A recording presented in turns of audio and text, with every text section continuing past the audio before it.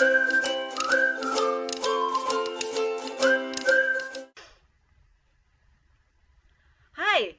it's Miss Melissa from the Oosterhout Library with Book Bites, and I'm in one of my favorite rooms. Look, can you tell from the bookshelves that the people who work here have made it back inside the Oosterhout Library, and I hope you'll all be here with us someday soon.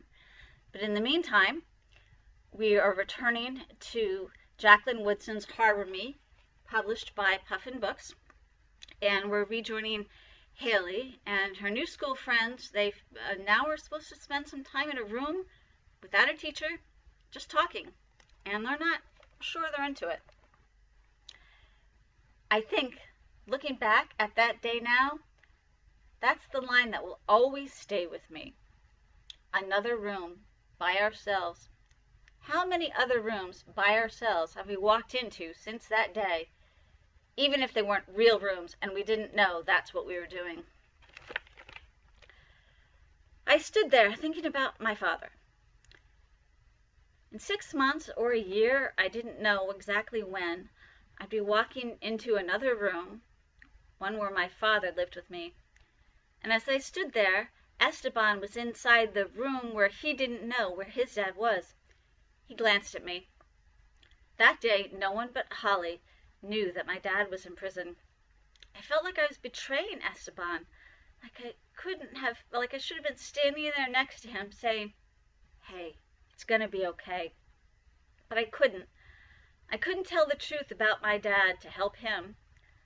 So I looked down at my skirt and thought about rooms. Thought about Tiago, Holly, Amari, and Ashston. What were the rooms for them? What did they hide inside those rooms? Another room, I thought. We were always entering another room. That day, Miss Laverne pushed us out, from the familiar to the unfamiliar. It felt like an hour had passed as she waited for us to say something.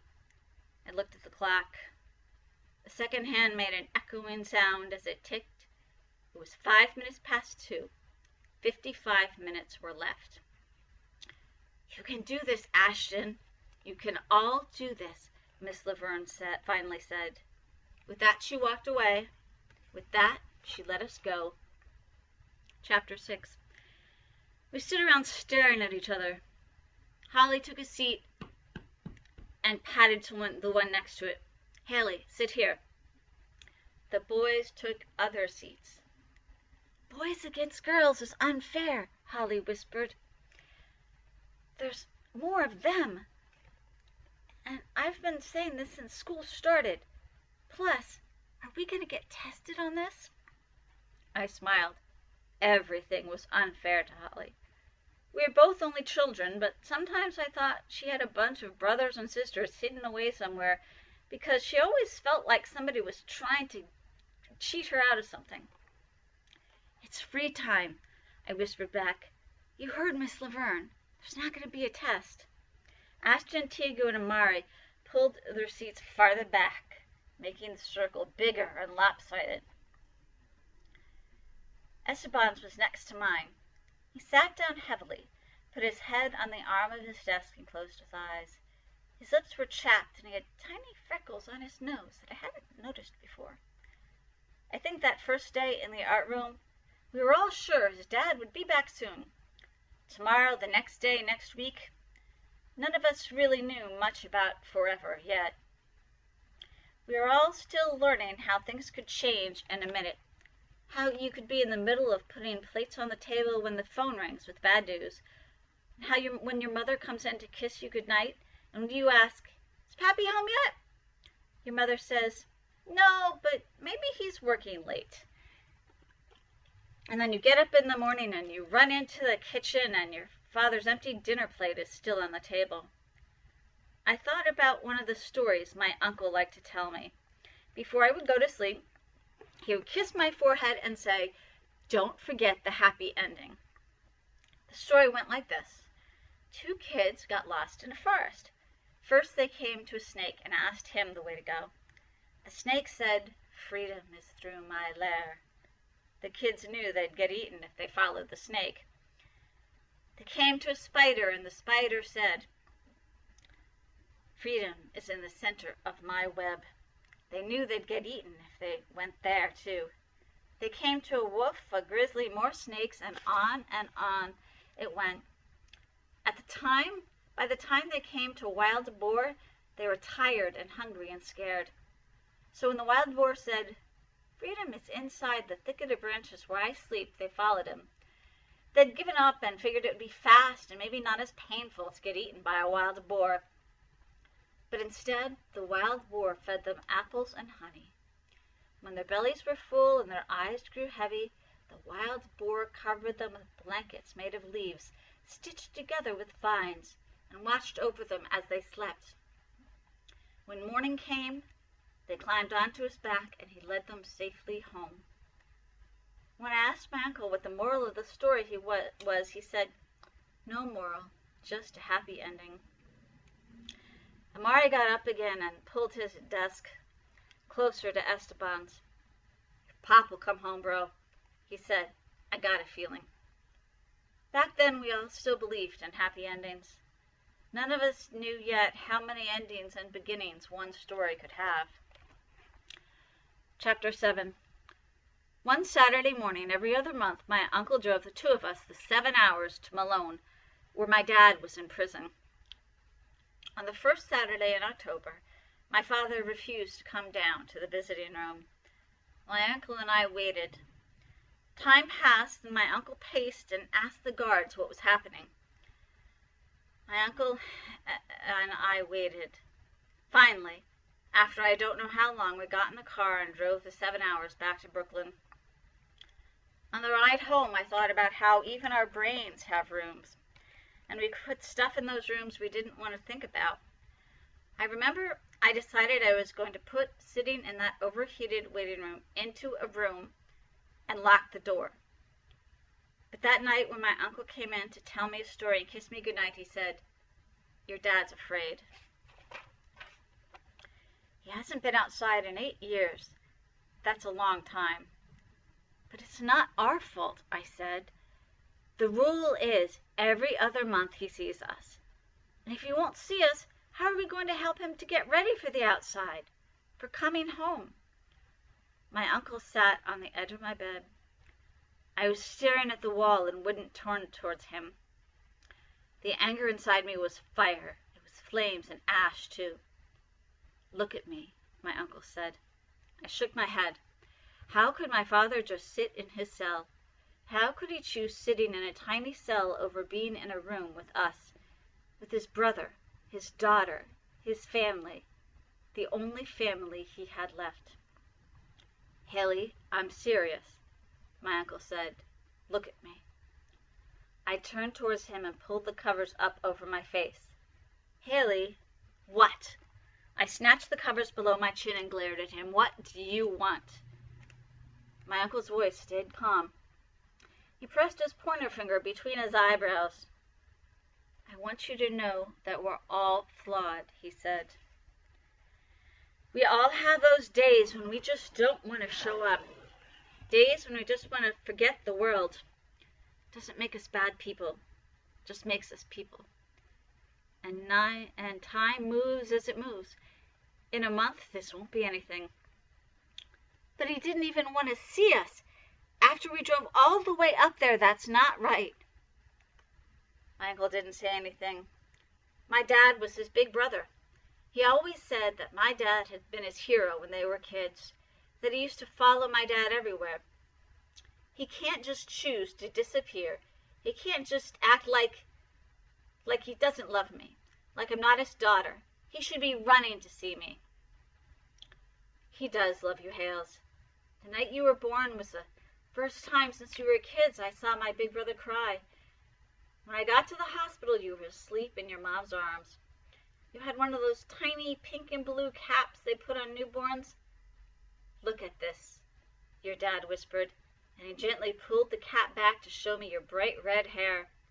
You didn't have a whole lot then, and the room was nearly dark, but it glowed. I swear your hair glowed." "No, it didn't." I was trying to stay mad, but I couldn't help smiling. "I swear," my uncle said, "you had glow-in-the-dark hair." "Lies." Anyway, Your dad pulled the cap back over your head while you and your mom were sleeping. Then he took my hand and pulled me into the room. He leaned my head against my uncle's chest. I could hear his heart. It was beating fast. He said, "She's so tiny, Steve. She's so perfect." Then he put his hand over his face and started sobbing. "Those two people in there, they're everything to me. Everything. However am I going to—" My uncle stopped talking and sniffed. He reached his hand up to his face. I kept my ear pressed to his chest, my eyes closed. I knew he was crying and wanted to let him do it without getting embarrassed. Be the best dad and husband. Steve asked me how he was going to be the best, and I told him he didn't have to be the best, that no one could be the best. I could feel his chin nodding into my scalp. How many times had he told me this story? Still, I could listen to it for infinity. I told him to just be there, my uncle said. For everything, every word and every step and first love. Yuck, I said. One day you'll fall in love. Ixnay on the love, uncle. Back to the story, please. You know the story. Still, I said, I want to keep knowing it. My uncle's heart had slowed back by then. Outside, a car drove past with its music turned up loud, the noise fading as it moved farther away. What do you remember about her? He asked. Just that picture, I said. The one where it's the back of her and I can see her hand and her nails. My uncle was quiet for a long time. There'd been a flood that ruined 2 computers worth of pictures and a bunch of framed ones. And years later, just before the accident, there had been a small electrical fire that took out the bookshelves where all the photo albums in my uncle's record collection had been. The picture of my mom and dad had been in my father's wallet when he was arrested. The rest, that was up to memory. She was so, so beautiful. My uncle pressed his lips into the top of my head. Then he pulled away and looked at me. You look more like her every day. You know that? I nodded. Yup, you keep saying so. But I look like you and my father, too. I look like everybody. You look like you the most, though, Hales, he said. I yawned as he brushed my hair away from my face with his hand. Hey, I said, could you buy me a voice recorder? I need one for a project at school. Why don't you just use your phone? He asked. Not allowed to. Yeah, I can do that. You okay? I nodded. Yeah, just tired. He kissed my forehead and turned out the light. Good night, Haley. I love you to the moon. I yawned again, pulled the covers over my head and said, I love you until Pluto becomes a planet again. Chapter 8. The following Monday, right after dinner, my uncle put the recorder on the table. It was small enough to hold in my hand. It's charged for now, he said, but I can show you how to do it. He looked at me. By the way, what kind of school project is this? I don't really know what it is yet. It's like your stories. How so? He said. I just want to record stuff, I told him. Then I want to see what it becomes, you know? I want to be able to listen to it later and figure out what it is, I guess. I turned the recorder around and around in my hand. Thanks for getting this. Can I be excused since it's your night for the dishes? My uncle nodded, frowned at me. You okay? Yeah, I'm good. I ran upstairs to my room. The comforter on my bed had a purple unicorn on it. Once I thought I was going to die if my uncle didn't buy it for me, and now, climbing onto it, it suddenly seemed silly and foolish to me. How would I like to change that fast? I clicked the recorder on and held it in my lap. I recorded the sound of my own voice. Testing, 1, 2, 3. Testing, 1, 2, 3. Then I played it back. My voice sounded babyish and high. I got up, brushed my teeth, and put on pajamas. Then I climbed into bed and turned the recorder on again. My name is Haley Shondell McGrath. I'm 11 years old. My father's in prison. My mother's dead. But don't feel sorry for me. I don't remember her. My uncle says I have her eyes. McGrath is an Irish name. It means son of grace. But this McGrath right here is somebody's daughter. Miss Laverne has put the 6 of us into the art room. We go in there every Friday for an hour to talk. Me, Amari, Ashston, Esteban, Holly, and Tiago. Our story starts in Miss Laverne's class in the borough of Brooklyn, in the city of New York. But it's a story on top of a story. It's a story that started and then ended a whole bunch of times. When we were studying the history of New York, we talked about the Lenape people. They were the real native New Yorkers. It wasn't called New York then.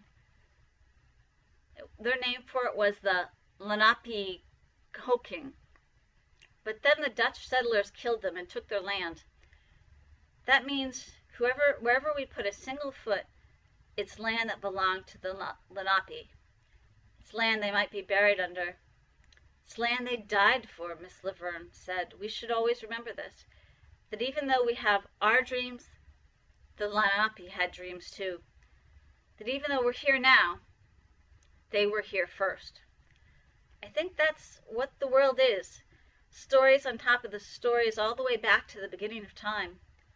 Miss Laverne asked us if we were living in Lenape Hoken, would we fight alongside the Lenape, or would we try to take their land for ourselves? We all said we would fight with them. We all said we would try to help them hold on to their land. I turned the recorder off. When we told Miss Laverne we would fight with the Lenape, she said, "But then maybe you wouldn't be here now, in America." Then she asked that question. None of us said anything for a while. We just all sat and looked at each other. "It wouldn't be America, but it would look like us," Holly finally said. "It would look like this classroom, I think, because we would figure out how to not just take something. And the Lenape people would probably share us too, and then we'd all mix together," Tiago said.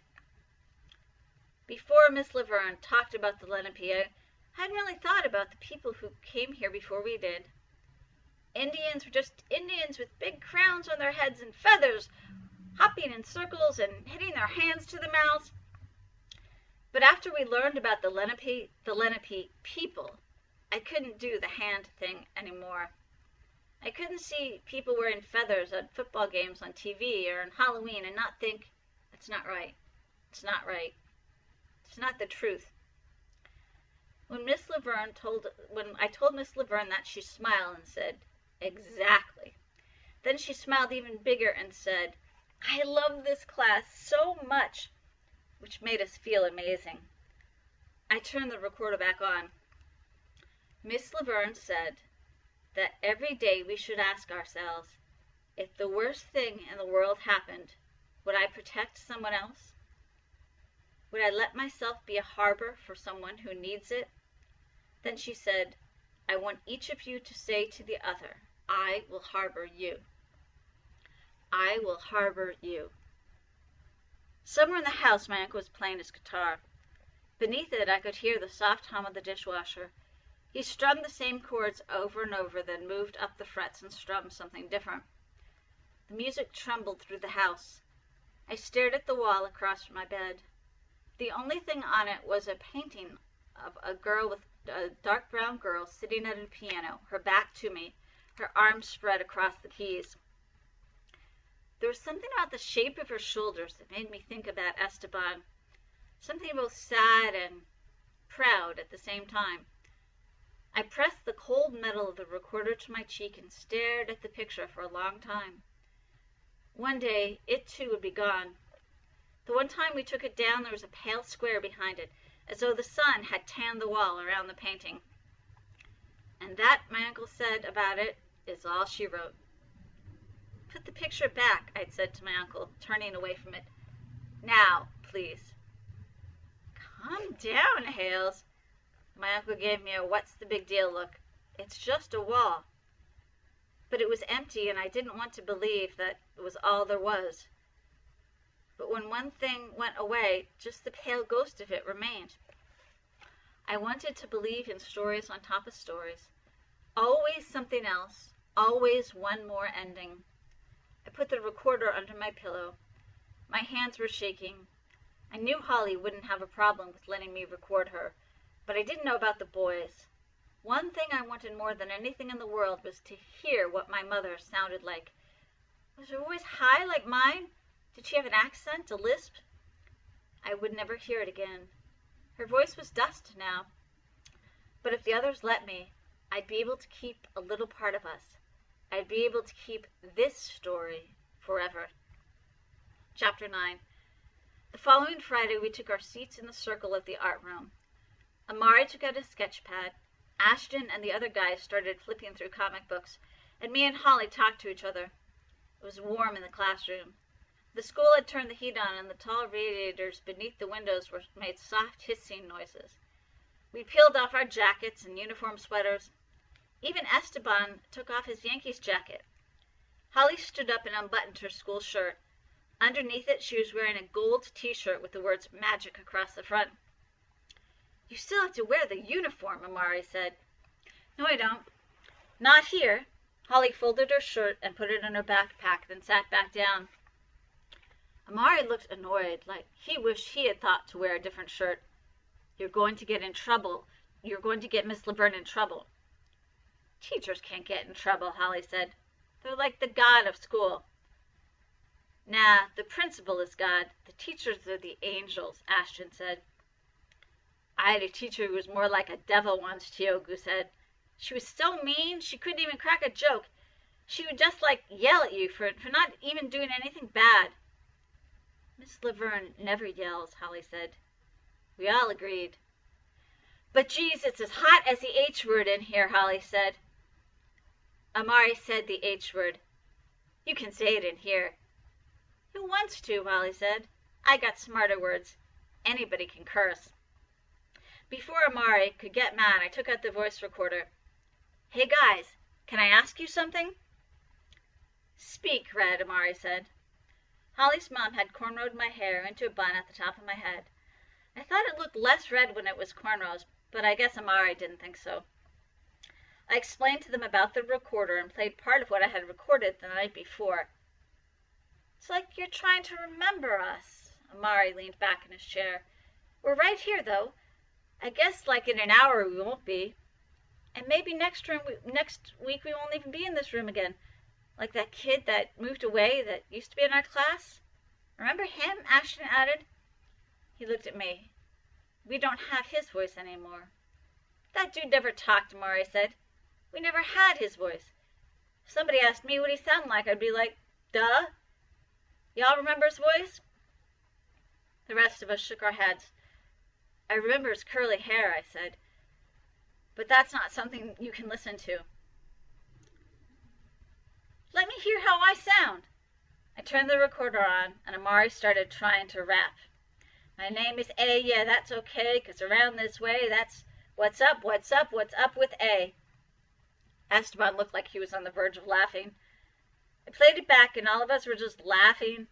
Amari's voice sounded off. Too slow for rapping, but too strange to be anything else. "It just needs some music behind it," Amari said. "Do you want me to sing?" "No!" Holly said. "Please don't add more hot air to this already hot room. And plus, that's not what Haley's asking us, right?" I shrugged. I didn't think anything we said into the recorder was going to be wrong. It was all a part of us. I would like to hear how Amari sounded, like when he sang. Next time on Book Bites, we'll find out what Amari and the others have to say.